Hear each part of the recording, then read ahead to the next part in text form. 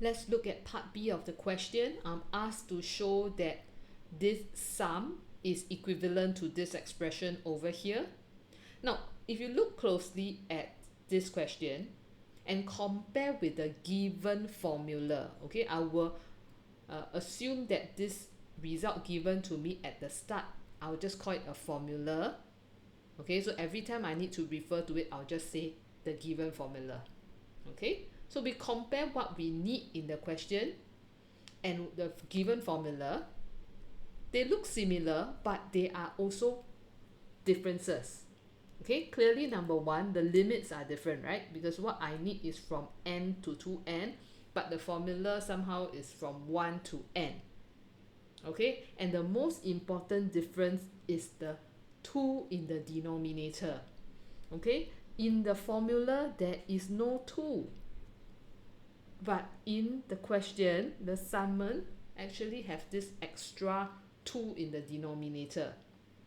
Okay, so recognize that the summand is different, and when the summand is different, you cannot just simply apply the given formula. And that was what we saw.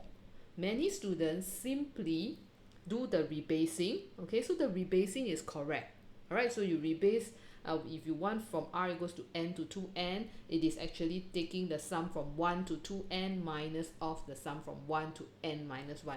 This is correct. But what is wrong is the next step, because currently there is a 2 in the summand and you are actually applying a formula that doesn't have a 2 in the denominator in the summand.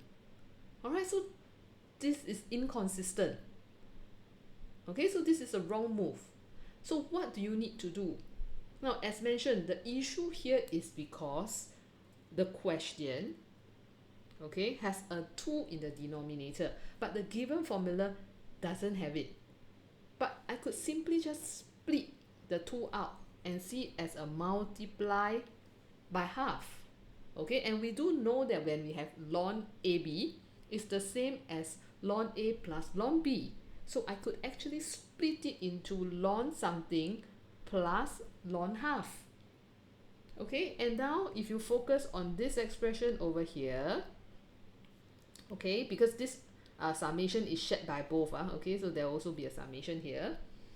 Okay, I can apply the given formula because the 2 is no longer in the denominator. Alright, so this should be the approach to this question. Okay, so we are currently at this stage.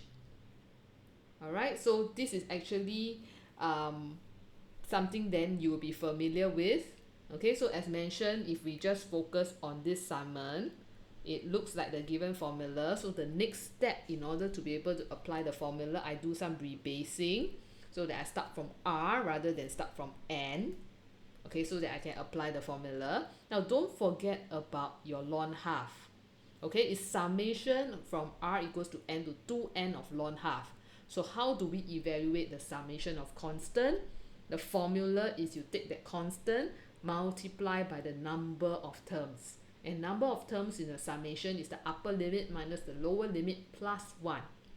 Okay, and that's how we actually get n plus 1 multiplied by ln half. Okay, and then these two expressions over here is something that I can get from using the formula that was given to me.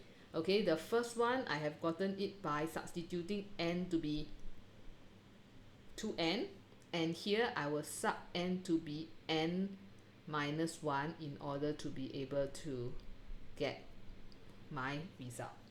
Okay, now the rest of the steps is simply just using law of logarithm to try to combine all these things together to eventually be able to show the expression required by the question. So I'll leave you to read that in your solution on your own.